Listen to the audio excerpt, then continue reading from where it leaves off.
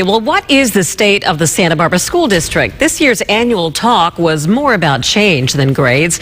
Most of the information shared applies to all the schools in California. News Channel 3's Tracy Lair joins us live tonight with reaction. Tracy. Paul, I'm outside the Santa Barbara Unified School District, and earlier tonight the superintendent talked at a pretty full auditorium over at Santa Barbara High School. He appeared optimistic when he talked about the way teaching is changing and also the way funding has changed at all local schools.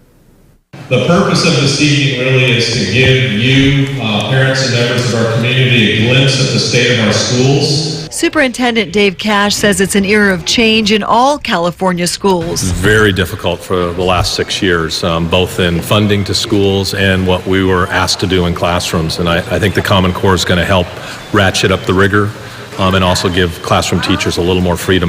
Rather than memorizing what the teacher says, Common Core creates critical thinkers able to collaborate and communicate what they're learning.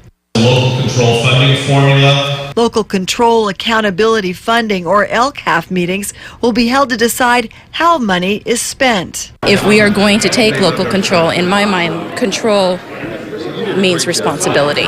While most California districts will be getting about 11% more money per student in attendance, Santa Barbara school districts won't be getting that much. Educators blame a formula based in part on the number of students who qualify for free lunches. Everyone should know how important it would be for us to have an accurate account of how many families at our schools do deserve free and reduced lunch. Doesn't mean they have to take it.